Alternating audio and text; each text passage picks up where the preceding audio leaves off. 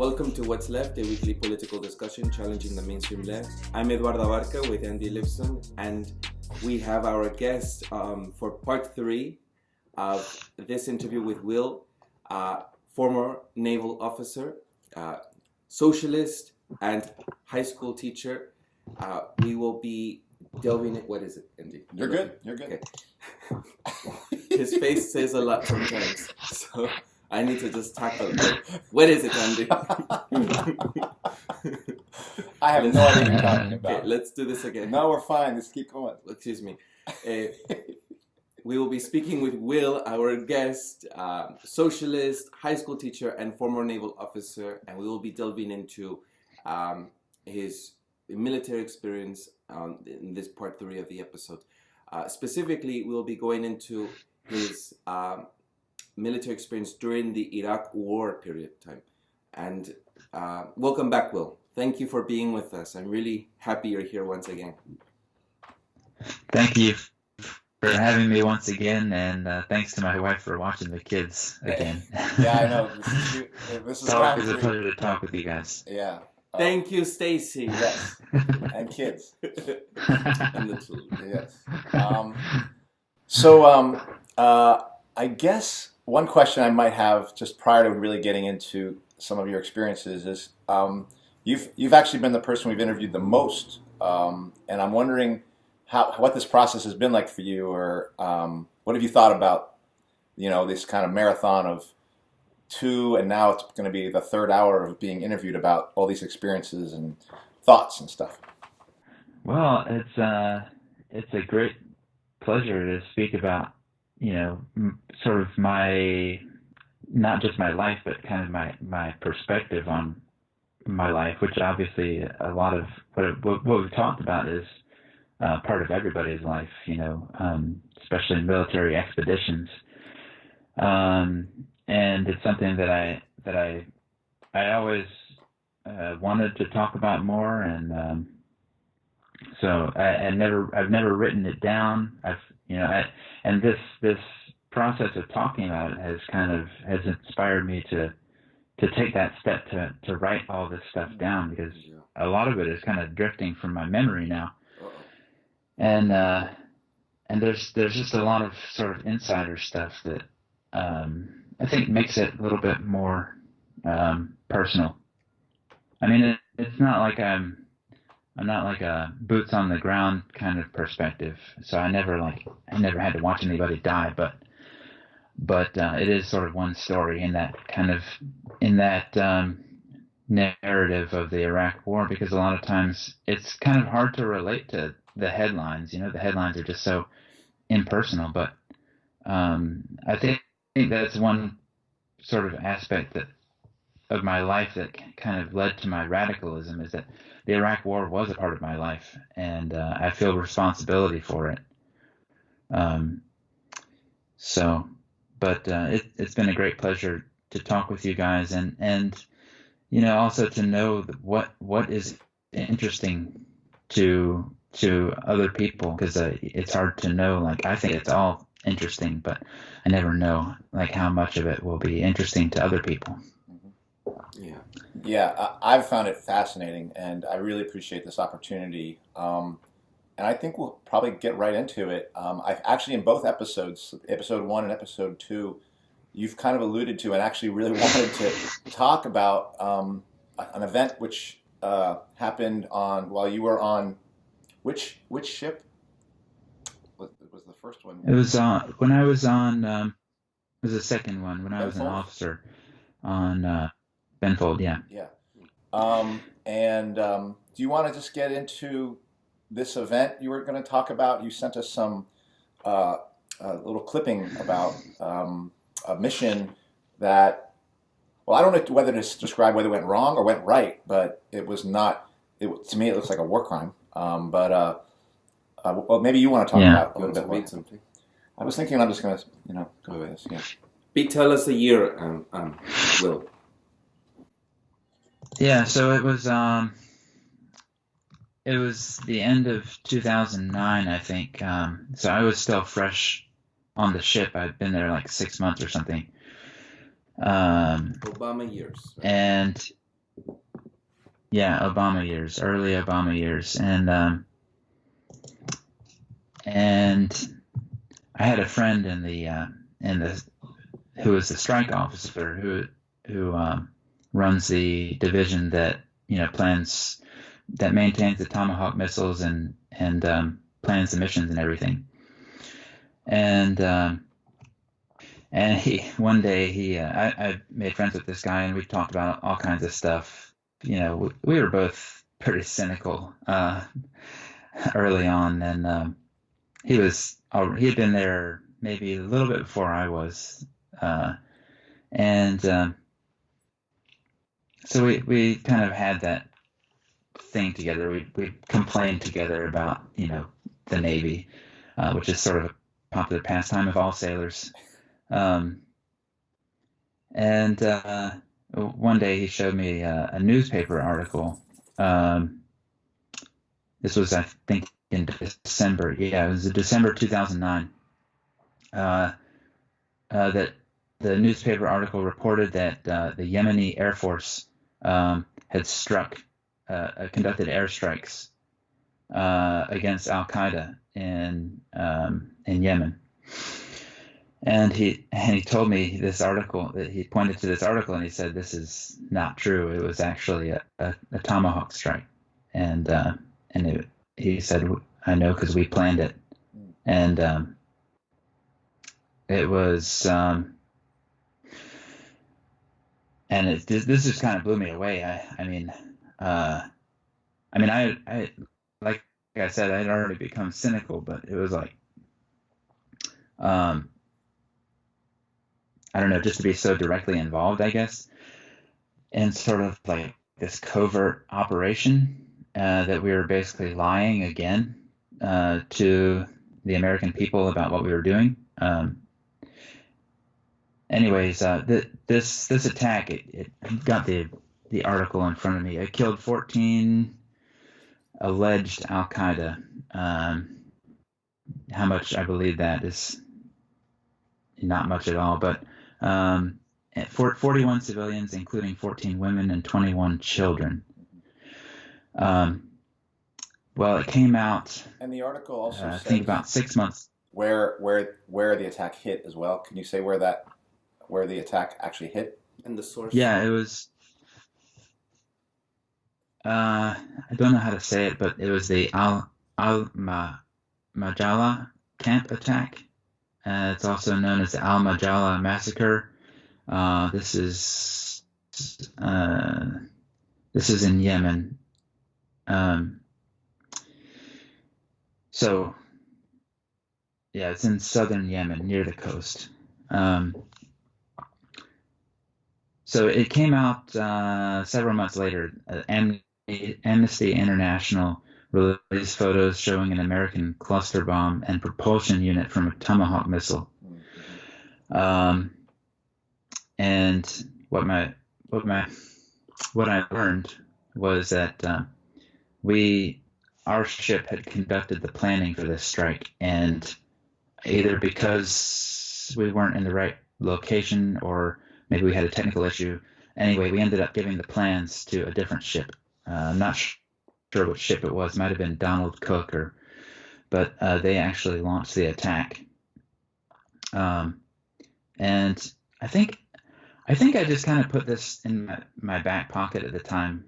I didn't think too much about it because we were just so busy, and I didn't know what to make of it. But it came out later that it was a Tomahawk strike, and basically everybody had lied about it.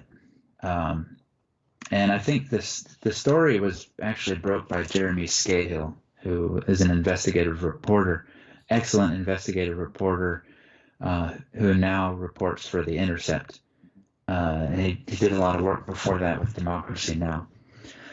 But if you watch the documentary called Dirty Wars, they talk about this strike. So yeah, basically found out firsthand that before it was a story that we conducted basically a covert operation, which that's supposed to be part of like Joint Special Operations Command, not like regular ships like us. So it just felt like, the Navy running amok, basically. What if we can go ahead and do covert operations and lie about it? Like, where is the line?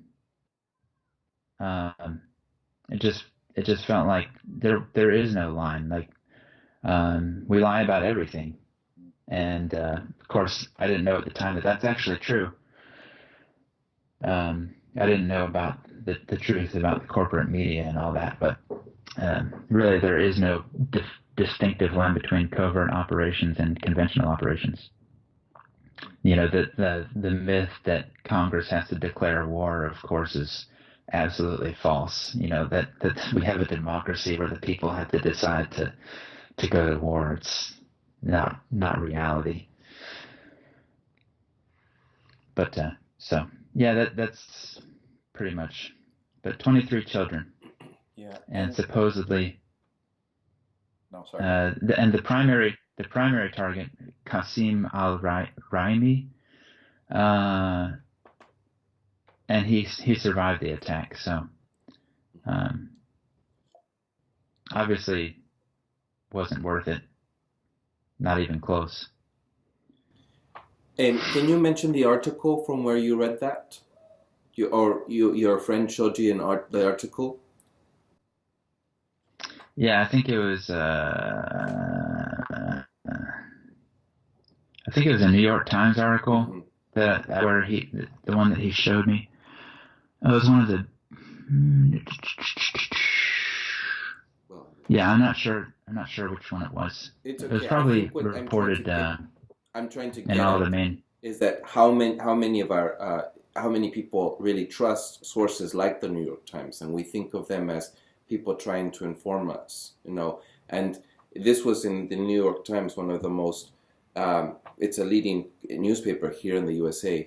So, and this is almost in alliance with the military and government covert operations that they try to do to how do you say, engañarnos? Engañar is to deceive us. Right.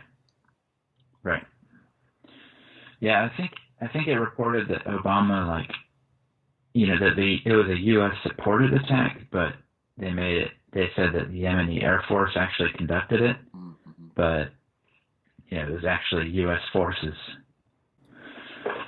And the U.S. would have known that because, like you said, they had literally planned the operation on your ship, even though the Tomahawk missiles came from another ship.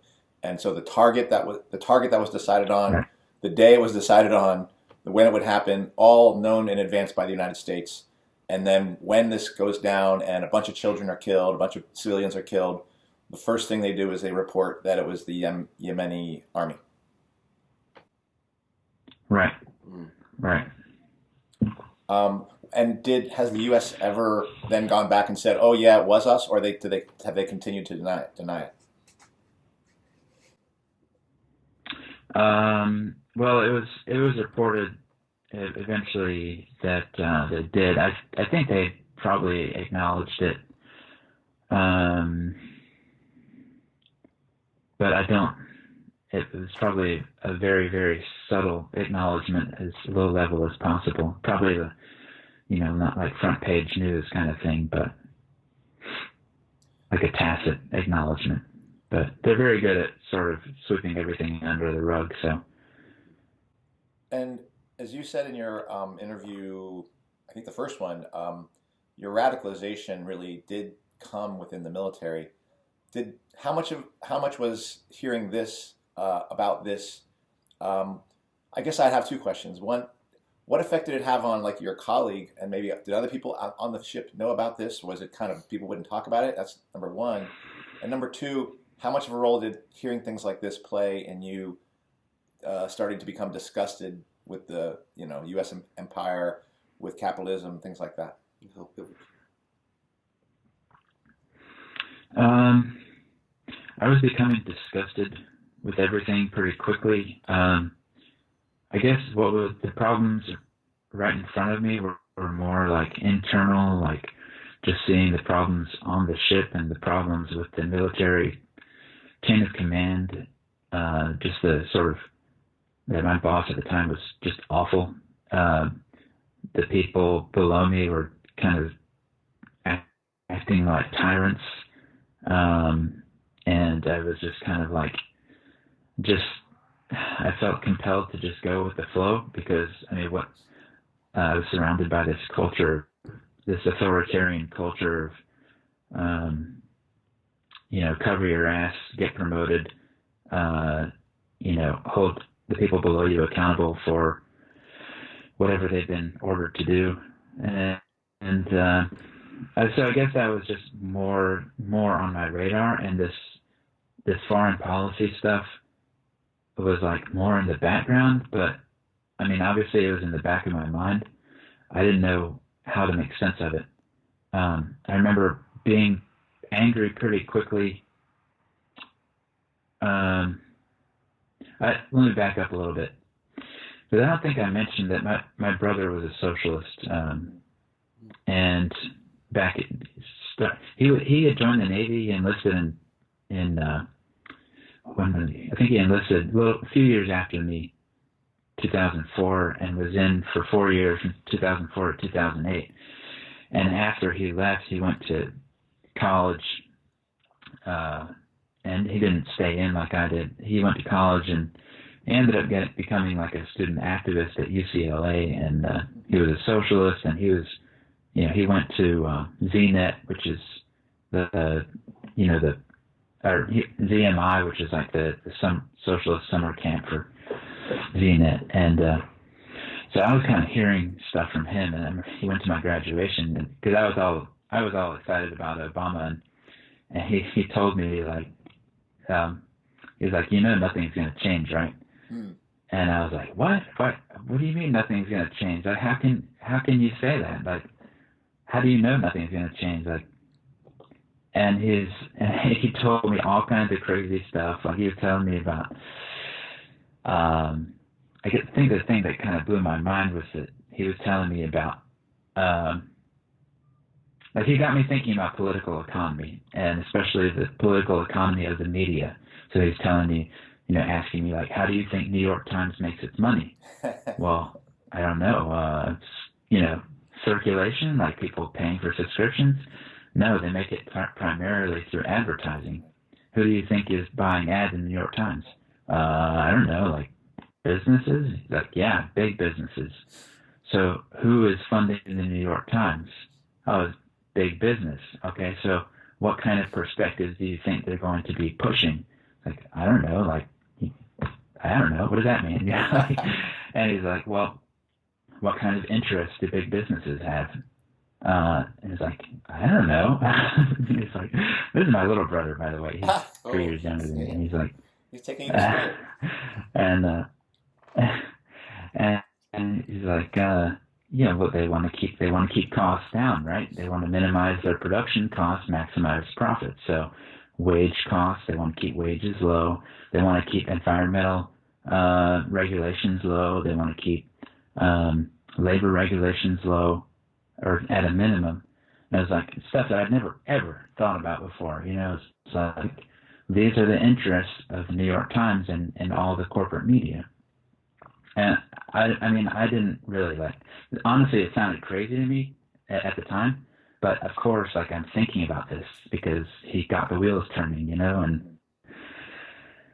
and so, for years, I just kind of like had it in the back of my mind. And so I don't know how much I thought about what he was saying at the time, but I was kind of like, I was watching to see if what he said was true about Obama. Are things going to change or not? And I noticed, like, I think the big thing for me and Stacy at the time was, like, he said he was going to close Gitmo, and I felt pretty strongly about that. And of course, he never closed it. And it was like, time goes on. It's like, when are we going to close this?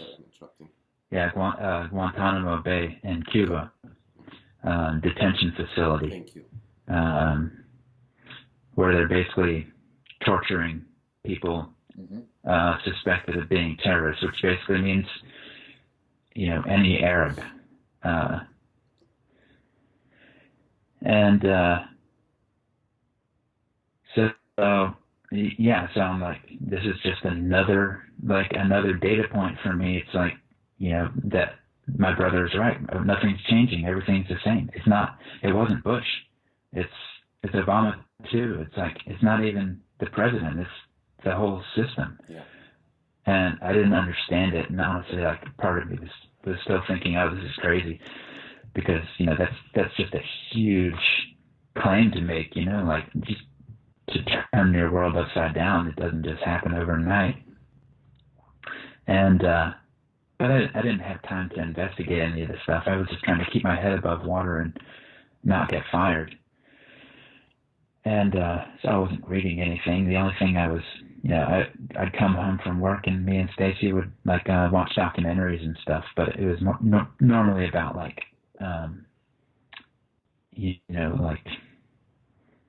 food health. But some of the documentaries we watched were like about Wall Street. We watched one called the End of Poverty, which talked about like the way that the IMF and the World Bank give loans to third world countries is a form of extortion to get them to basically deregulate and sell off, public infrastructure. And so it's like we're educating ourselves about all kinds of stuff on Netflix, and but yeah, so just rapidly becoming disgusted with the Navy internally, but still trying to do a good job, just for my own sake, just to maintain the sense of personal integrity, I guess. I wasn't ready to give up the definition of honor that I'd carried around, which was basically doing a good job at whatever it is you're doing a good job at performing your station, So that was I saw my role as just kind of staying in my lane and doing a good job and leaving politics to the politicians. And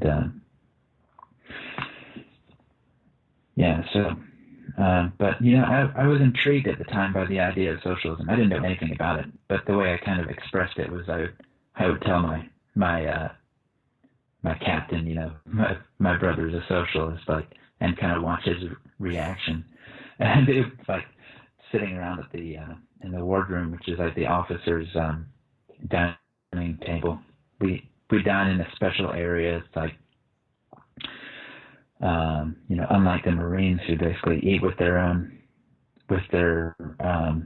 rest of them. The Navy officers have like this really class stratified structure where like we eat special food. Like they say it's the same food, but a lot of times we get more of it and we get the better stuff.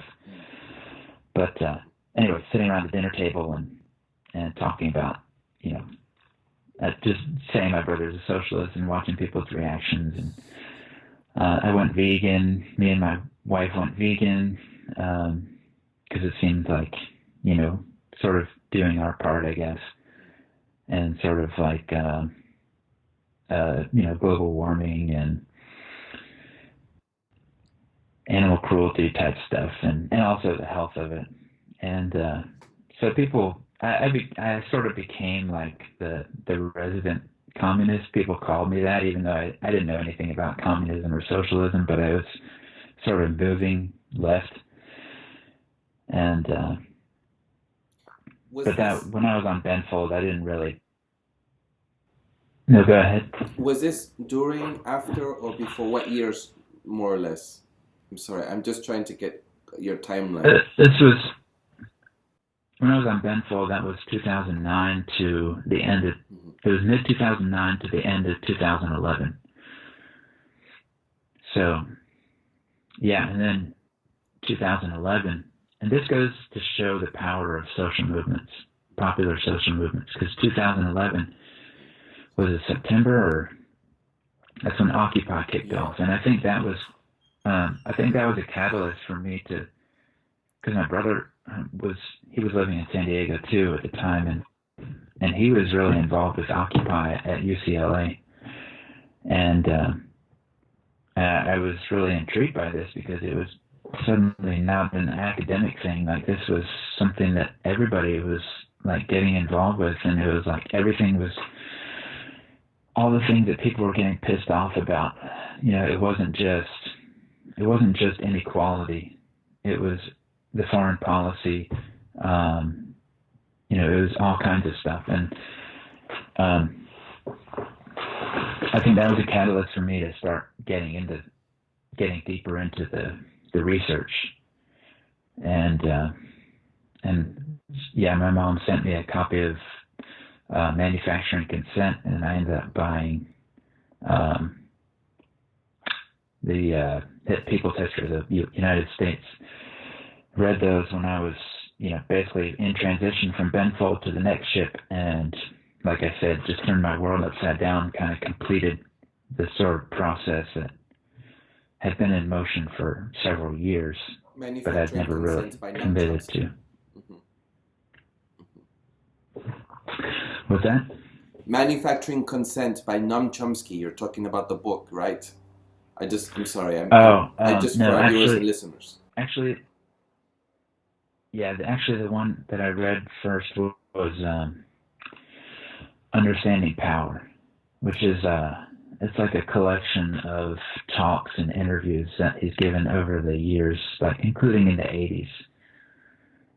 So it was very wide-ranging, and you know, it went from everything from he talked about manufacturing consent too, but it was like basically how the world works.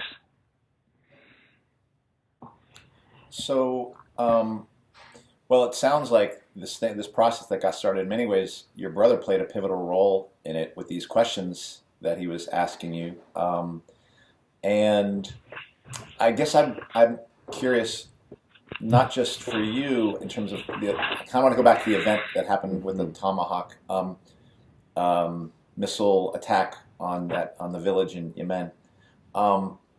Because Eduardo pointed this out. I mean, that did happen in 2009. That's Obama years, where there's, you know, a civilian massacre by the United States, which is planned by the United States and lied about by the United States under Barack Obama, which I think is part of the reason why many people were so disgusted. It's part of the reason that Occupy, I think, got kicked off, was because people expected a change and they didn't get it. But I'm wondering, are these the sorts?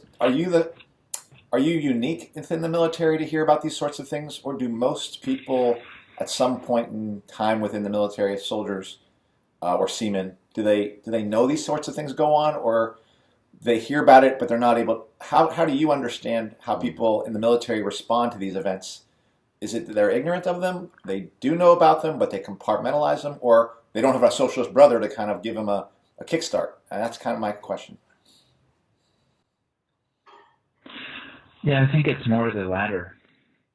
I think I wonder that if I didn't have, you know, a brother who was a socialist, and I don't know what led him down that path, but I wonder if I would have become a leftist. I honestly think I would have, because my wife and I were kind of coming at it from a different angle. I think anyway, with I guess with more like public health, consumer health issues, like learning about regulatory capture. So I might have come to it from that angle, but I don't know. My mom too. You know, I don't know if my brother, you know, kind of led my mom or the other way around, but it was like we were all kind of moving in that direction. But my mom was watching Democracy Now, you know, when I was in the Naval Academy, and was, you know, trying to get me to watch it, but I never got interested in it. Not that Democracy Now is really super radical, but it definitely, you know, it's eye-opening a lot of times. I guess another question then I have is, based on your experience, based on, you know, what you just saw happened here, and the the complete lie about the U.S. military and its missions, its willingness to do all sorts of illegality. I mean, I would say the war itself was illegal anyway, but whatever. What do you think are the prospects for more people in the military coming to that understanding, starting to rebel essentially against the process? What are your thoughts on that process, given your own experience and what you saw of your comrades around you? Do you have thoughts on how that's gonna, if it could go down, because it's gonna have to if we're gonna have a revolution? And what do you think are the conditions that would make it possible for a broader radicalization to take place within the military, where it essentially sides with the resistance here at home? I don't mean the resistance like Trump. I mean resistance to capitalism, resistance to the system.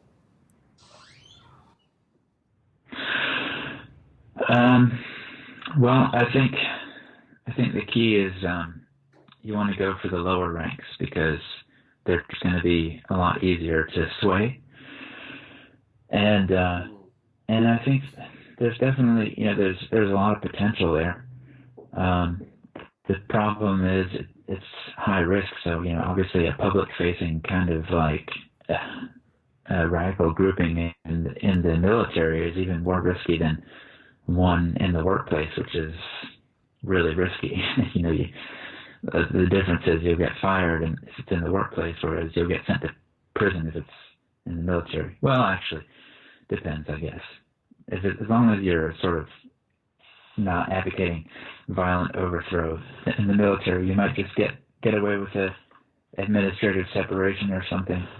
They probably want to keep it under the wraps, but I mean, I guess that West Point grad and Army officer who was openly communist, kind of shows, how much you can get away with. What's his name? Can't remember his name. Neither. I think you mentioned him last episode. I don't remember his name, but I remember he had like his graduating. He had on his hat, graduating hat, like something about being a communist or something like that. Yeah. And I think he was prior enlisted too. So, I think prior enlisted guys are just a little bit more aware.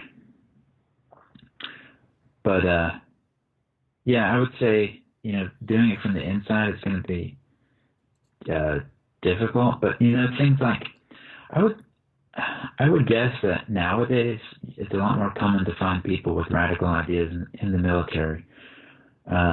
You have things like the Black Lives Matter movement, which I imagine has a lot of sympathy within the black sailors and soldiers, obviously. At least some of them. I remember talking with a couple of people.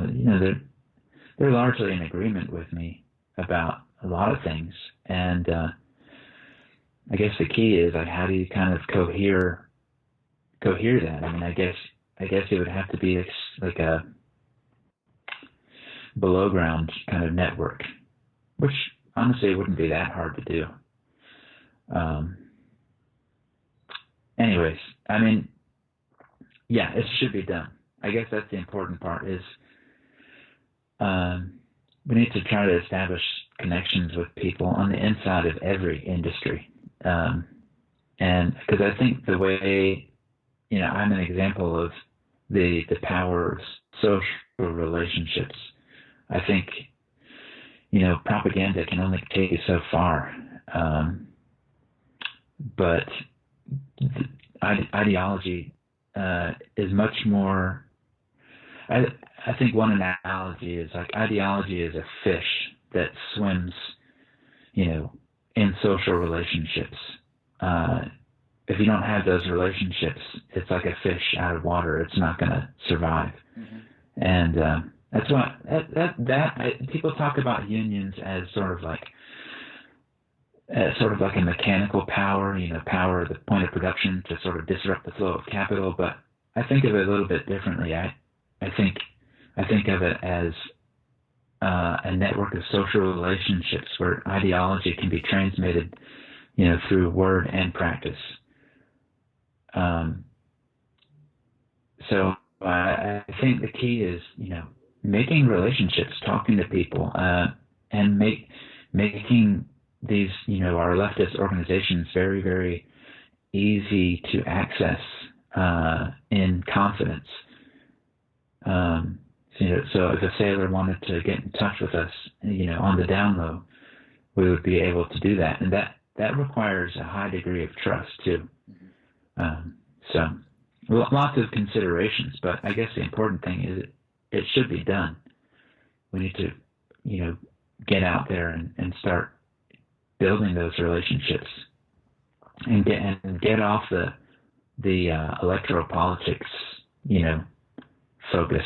I mean, like Noam Chomsky says, that deserves about 10 minutes of our time. Forget about the rest. But it's like I look at my newsfeed and everybody's, even anarchists, they're, posting stuff about political candidates, more than they're posting anything. Like, we should be talking about strategy and tactics, but instead, everybody is just, even radicals are fixated on this upcoming election, which is a year from now. Yeah.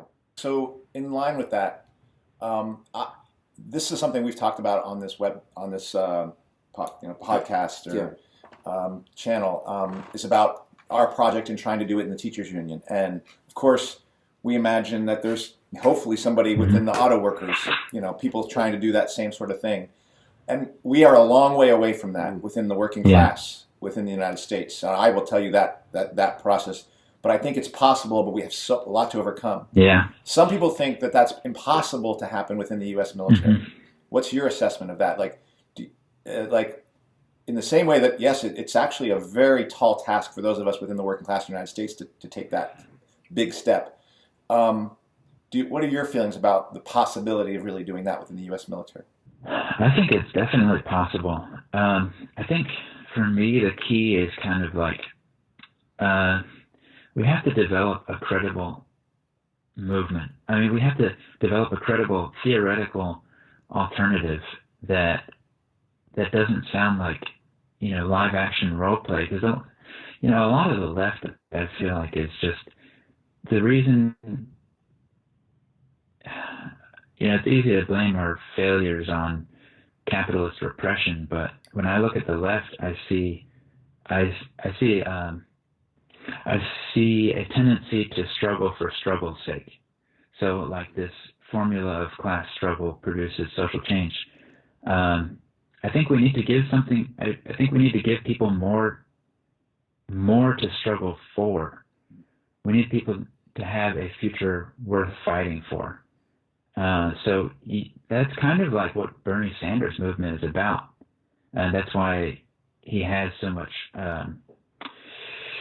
popularity, I guess. It just seems more possible. But you look at the far left, that it's more like social movement oriented, and I see this sort of struggle for struggle's sake mentality, and I wish, I harp a lot on just the development of what is socialism, what is it that we want, and kind of charting a path to get there, and not with humility, not like we have all the answers and just follow us to freedom, but offering this sort of coherent vision and plan, and kind of building a movement around it. So there's a lot of important debates that aren't being had. So I guess I think that needs to happen. And anyway, so regarding the military, I think basically we need more of a credible socialist movement. And I guess I have kind of a build it and they will come mentality, where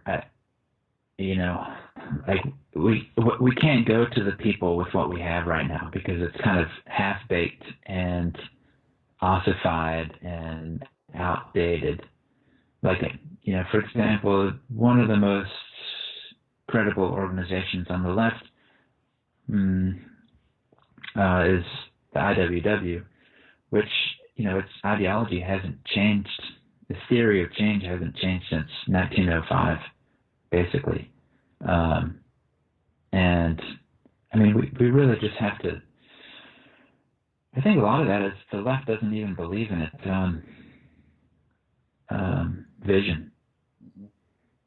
So I think we have to believe in ourselves, and we have to believe in the ideas, and we have to think that it's possible. And we really have to work it out. And we have to challenge ourselves. Like, we have to be willing to answer those tough questions and be willing to say, I don't know, when we don't know, and try to figure it out. So,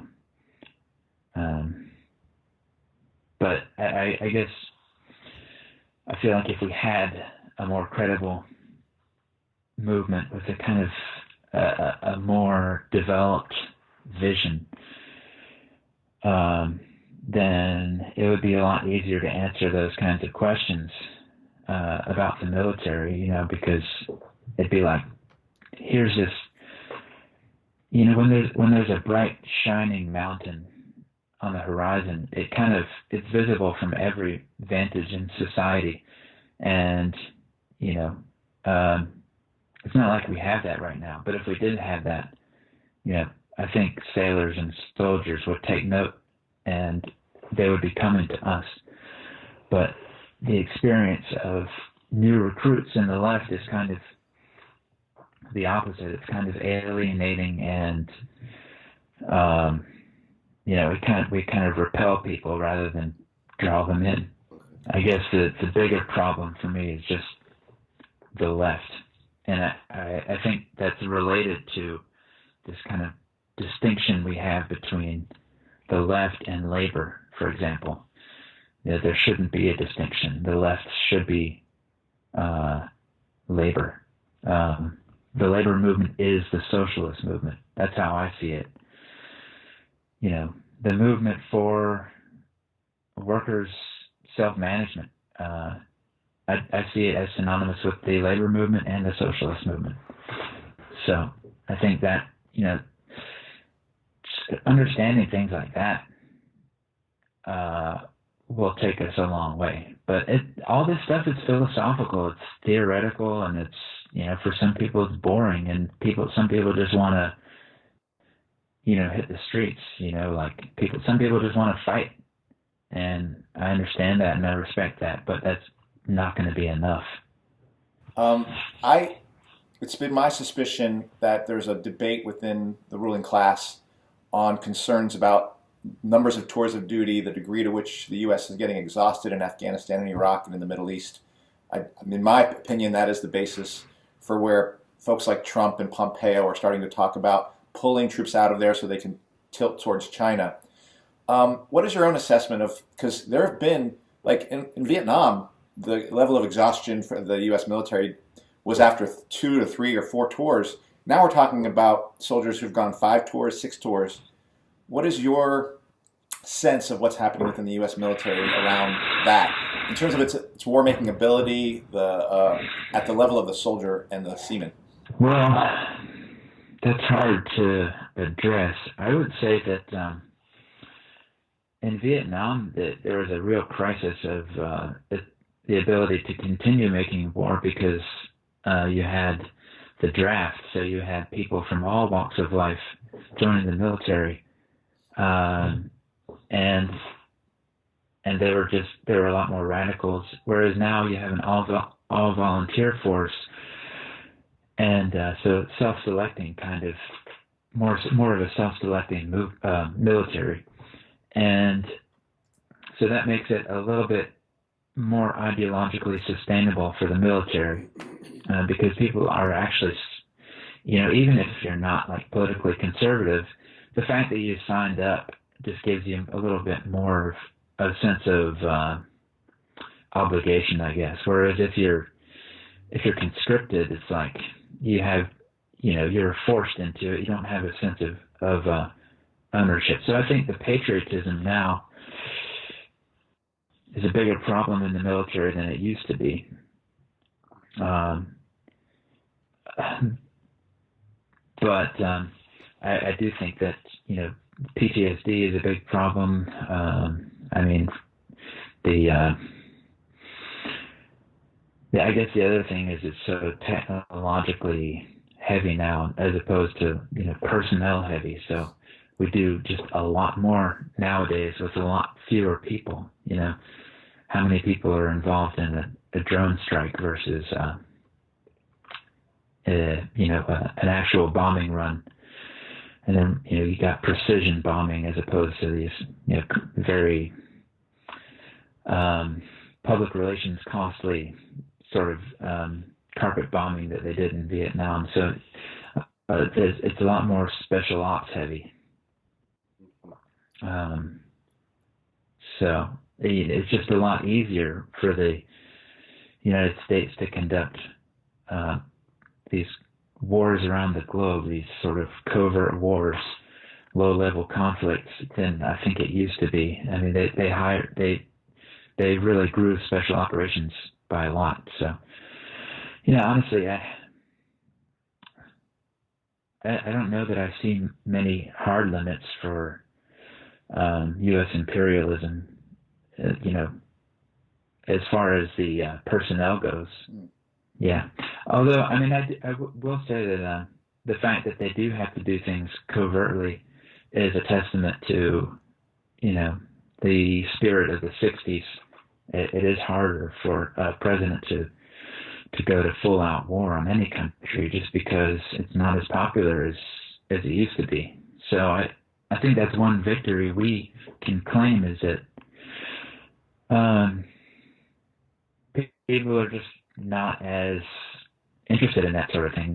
People are not as supportive of the government. I mean, public trust in the government has just been on the decline for, since World War II. And I think that's a huge part of the decline of the U.S. empire overall, is just the lack of the loss of prestige over the years from these foreign invasions. Well, my own sense is actually the U.S. military and the U.S. empire has actually reclaimed a lot of essentially credibility in the question of bringing democracy, and racism and anti-Muslim sentiment has been a big part of doing that, resuscitating the notion that these people who are being bombed are fanatics, are jihadists, the use of the term ISIS to describe anyone, and the anti-war movement falls for it. In my opinion, I'm just saying my opinion.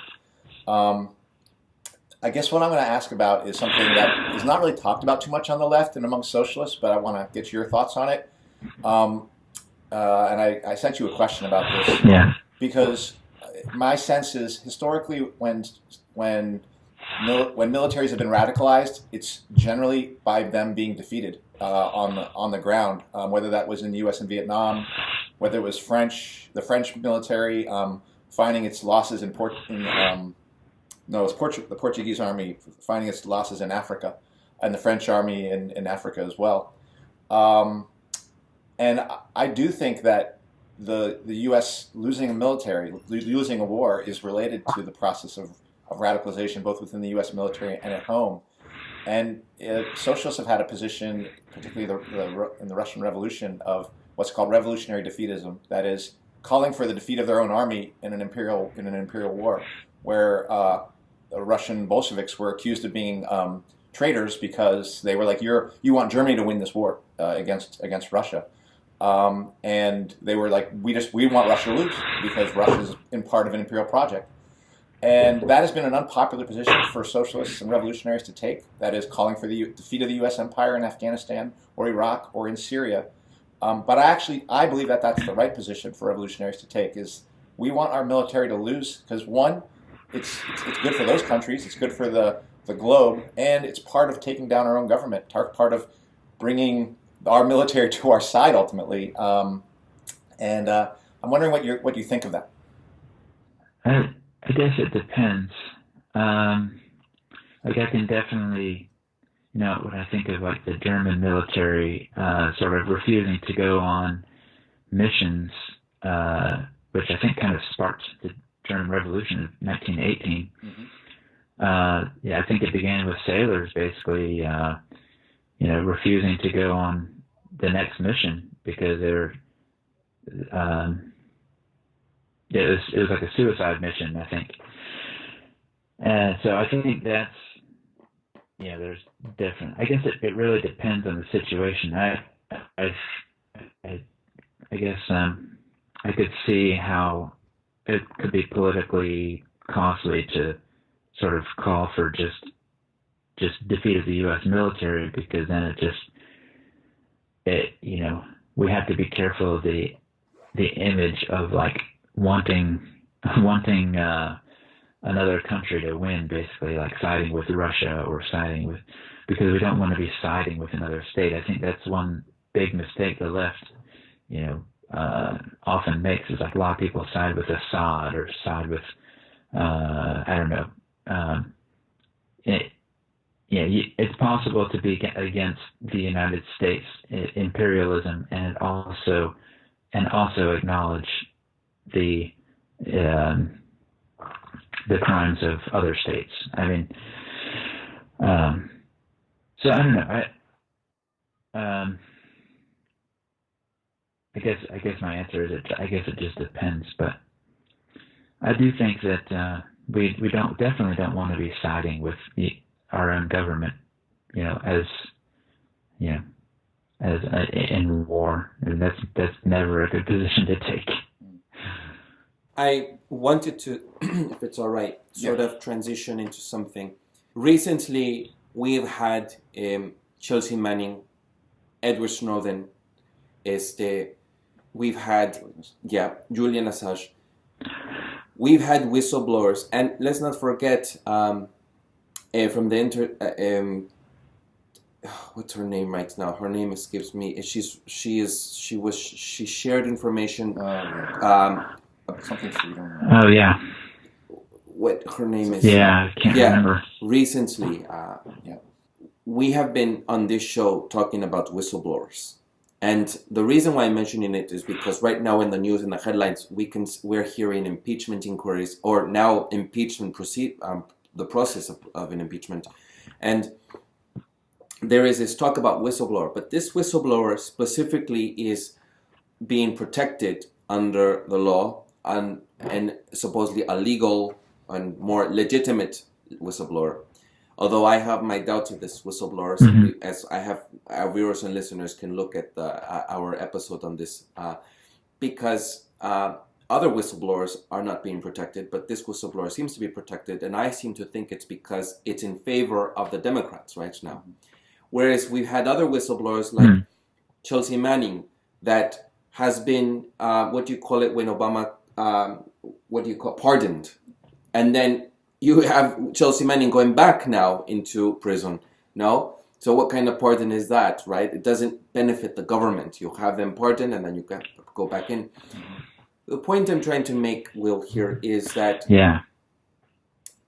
there are people who really, truly do feel this, what I would say is true patriotism, if it exists. I'm not a very patriot person, but who really do have a love for the public and the people they serve, and especially in the military, or even if it's not, on the grounds, on the boots, they are trying to give the public notice. Our government is in cahoots.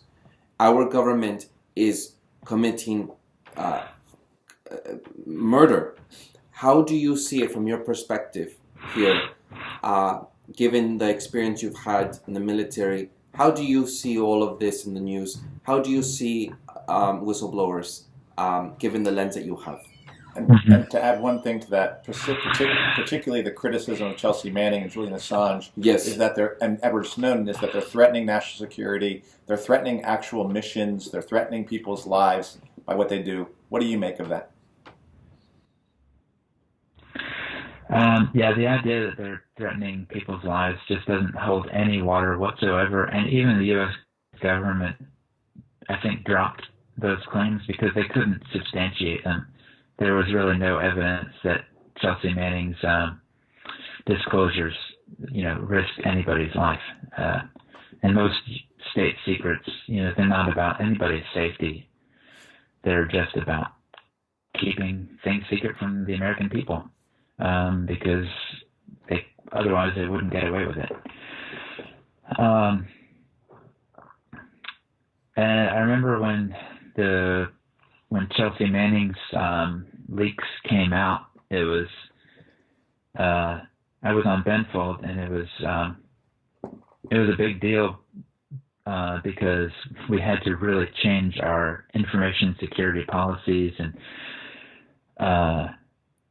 it was just it changed a lot as far as how we. Well, because I was like in charge of the network at the time, so they, what was it? I think we weren't allowed to. They weren't letting people use thumb drives. They really clamped down like hugely. It had to be like a CD. You had to use like CD-ROMs or something. I can't remember exactly what it was, but they ended up having to loosen up because it was such a huge clampdown that it made doing anything very difficult. But I think I see those people as heroes, especially Chelsea Manning, because she she took a huge risk, and people want to sort of point to psychologize her and make it sound like she had issues and that's why she did it. And I don't think that there is anything to that. I think she just did it because it was the right thing to do, and which that takes a lot of personal integrity. And I don't think I could have done that. Personally, I don't think I would have done that. So I think she's a hero. And Julian Assange, the same. I don't know too much about him. I know people are kind of mixed on Julian Assange because maybe he was like aiding Trump or something. I think Assange, may have been misguided at times, but overall, I think he was well intentioned, and he was damaging the credibility of the U.S. government, and that anytime that happens, I think it's a good thing. And I know he also allegedly sexually assaulted a couple of women in another country, and I gather that has a high chance of being true, and it would be better if he sort of owned up to it. But you never know for sure, but chances are it's true. So that kind of damages his image. But I guess what matters as far as not whether they're heroes or not heroes, but like how are they treated? And it's very clear that they're being persecuted because of their disclosures, and they're trying to make an example out of them. They don't want this to happen again, so they're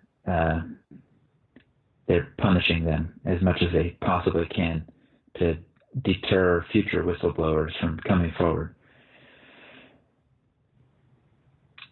I wanted to just mention Reality Lay Winner. She is the former U.S. American intelligence specialist.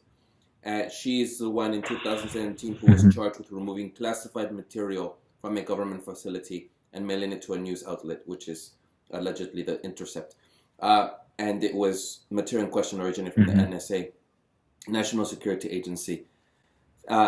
So I guess then, from your perspective then, are you then saying then that it is very, very difficult to release sensitive, classified information in the military? And after these whistleblowers came out, then especially Reality Winner and Chelsea Manning and Edward Snowden, the government claps down. You're saying from your personal experience, you're saying that was your experience in the military, that it just tightened security more, making it harder for people to release information. And can you add to that? How are people penalized? Did you all get talked to about how, if anything, could be repercussions on you all as people who serve for the military? Yeah, so that's a good question. So I think we always had kind of like information security trainings, but you know how, like, I'm sure you guys do these like web-based computer-based trainings where you have to do them once a year. They're about all kinds of stuff, and one of the ones that we have to do is I can't remember what it's called, but there are a bunch of them. One is like information security, and in some of these trainings they go through the list of whistleblowers, and they completely villainize Assange and Chelsea Manning, basically putting them alongside people who were in the pay of the Russian KGB. So they're painting these people as basically aides to the enemy, rather than people who are disclosing something that they think the American people should know, which I think is an important distinction because, was it John Walker, or I can't remember the name of there have been people in the military who they wanted money, and they got money from the KGB to get classified information, and so they were arrested under the Espionage Act for that, and that's different from Chelsea Manning or Julian Assange because they're disclosing things for different reasons, not for selfish reasons, but for all of humanity. So these trainings, I guess that would be like sort of part of the clampdown to kind of like discourage you from, and part of it too is like they also really encourage you to not trust your shipmates, your fellow sailors, and that this sort of see something, say something mentality is just kind of creepy. It's sort of like, imagine like a fascist society. It's kind of like what the military culture is really. Militarized society, I guess. One last question, and this is sort of on today's politics are really been centered around impeachment and Ukraine and Russia. Have you any thoughts on the stuff that's going on here between the Republican Party, Democratic Party, Russiagate, Ukrainegate? What are your thoughts on all this? That's ridiculous. I don't follow it at all. It's ridiculous. I don't have much to say about it. I think it's just a stupid distraction. The whole thing is completely disingenuous. The things that they're trying to that they've always been trying to catch Trump on is, it's nothing new. It's this stuff is nothing that Democratic predecessors haven't done. Yeah. I mean, I'm guessing. I mean, I don't know the details of the accusations, but it's all completely cynical. It's disingenuous. It's I have no respect for these liberal resistance crusaders who are, posing as if they're fighting the forces of evil. I don't pay any attention to it. So this has been such a great interview. I have a question. Why don't you ask about the brother? Yes. Okay. Go ahead. I hope is your brother still a socialist, and how has your relationship changed since you've become more radical? Well, we don't talk as much as we used to when we were kids. We grew up like best friends together, and he lives out in Oregon. We haven't talked too much, but every now and then I talk to him about people like Bertrand Russell, and I think he's less involved with the left now. I think he was. Well, I don't want to speak for him, but people get involved with the left and they kind of like witness the leftist subculture and the activist sort of drama that happens, and sometimes people get burned out and they lose confidence in themselves or in the left, and they kind of drift away from the movement. I don't know that that's what happened with him, but may have been. Yeah, it's a common story. Yeah, it's all too common. I Almost happened with me. Wait, say it again. I said it almost happened with me, but I'm too OCD. I obsess over things. So Yeah, you probably, in order to stay a revolutionary today, you have to have some sort of psychological problem. yeah. There's really, it kind of drives you a little crazy, and that's, I actually think that that's one of the problems you're getting to is the left has to be a place that is healthier for people to survive in. Yeah, and a huge part of that is just being able to like talk things through and a more pluralistic kind of culture, like being able to take a position without doing it in like a condescending way, I guess. What do you make of the elections, Will, given your perspective, your lens and your military experience, and just everything that we've talked about? The elections, well, I don't follow the elections too closely. My thing is like whoever wins the primary, I'm going to vote for the lesser evil. It's pretty simple, like the electoral problem. Otherwise, it's just kind of a dog and pony show. Like we don't really have any control over it. We can, listen to the commentary all we want, but I mean, in the end, it comes down to one or two choices. So, I guess Sanders is probably the better candidate.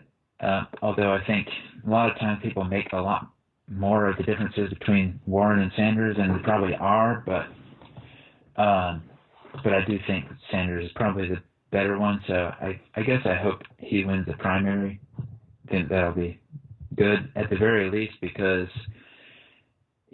people might be sort of disabused of this notion that that change happens by elections. If he does win and nothing changes, then maybe people will kind of see the light. But I think he's going to end up, if he does win, I think he's going to end up breaking a lot of promises. I don't know which ones, but I don't see all the stuff that he's saying he's going to do. I don't see it happening. And, just the experience of Obama saying he's going to do all these things and then not actually being able to do them for whatever reason. I mean, not behind the scenes, so I can't say why, but wasn't able to do it. So I just don't think a lot of that stuff is actually going to happen unless we develop the power to make it happen. And we don't have the power. We're kind of like, people are awakening to the power of the strike, with the GM strike and the teachers strike movement. But I think we're also coming up against the limits of these sort of neutral unions, these politically neutral unions. And we're going to have to, we need a radical, like a socialist labor movement, if that makes, so we need socialists in labor, organized as socialists, not trying to battle the reformers for control over the neutral unions, but actually our own element sort of as a catalyst for revolution. Obviously easier said than done, but anyways,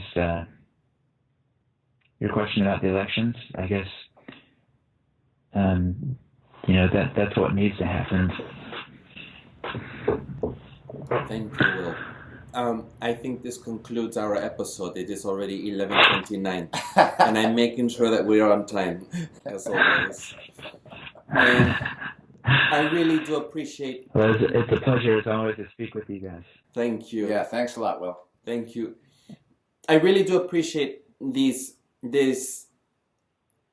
symposium, I guess, or this entire 3 parts to this interview of you, and it has been a pleasure really listening to you and your perspective and what you bring to the table and your political journey through it, your evolution through it, and And I've been telling Andy as we leave and go to the vehicle after this, every time we close this laptop and we have said goodbye, is that I just am in awe about your evolution, your political journey, and how you've transformed yourself. And, there may be differences amongst the three of us, right? And each one of us have our own story.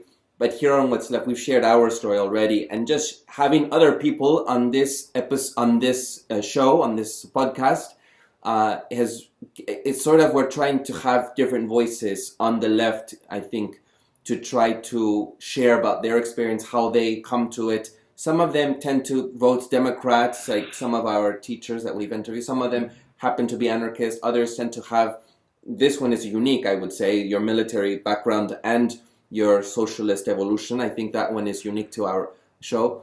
And I know these tend to be long, and maybe at the beginning of this first 2 years phase of our podcast show, maybe it's not going to be as widely as like maybe 3,000 listeners or viewers right now. But as we're building momentum with our podcast, we certainly have at least averagely, I think, 300 listeners on Apple iTunes, and we're not even counting Google Play, Stitcher, and YouTube and stuff like that. People really do listen in.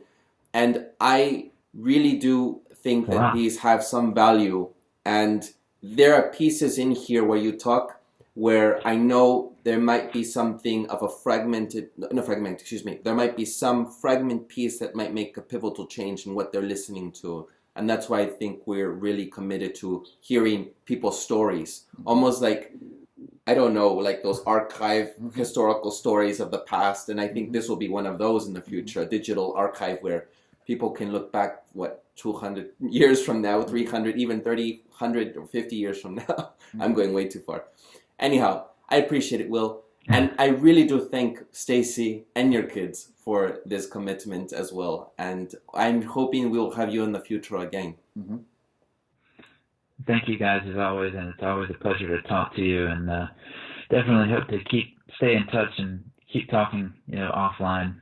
We will. Yeah. Did you want to? And maybe I'll have you guys on my podcast. I'd love that. Yes. And we've been offline, you and I will, so we can. I mean, particularly as you go into the teaching thing and things like that, we can certainly talk more. And like Eduardo said, if there's another time when you were like, hey, I want to talk about this, you just let us know, and we'll do that. It can be something where it's not even an interview of you, but maybe it's something where commentary. It's an issue where the three of us will talk and agree and disagree, which I think is where the left needs to start to rebuild itself, is in the area of being able to continue to work together as they disagree. That is one of the platforms we're going to have to establish for going to the next level. We'd love you to be a part of that. We especially stress disagreeing with us. Why? Because again, we go back to this thing.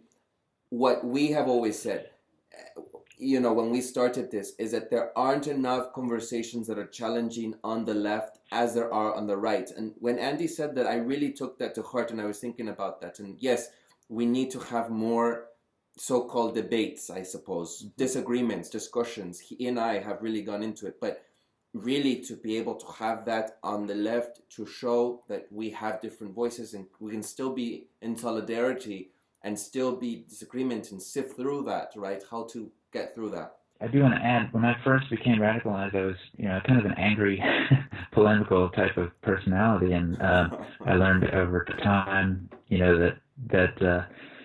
that's not constructive. So I've been working to take a more, humble and provisional kind of posture, and be open to and respectful of everyone's position.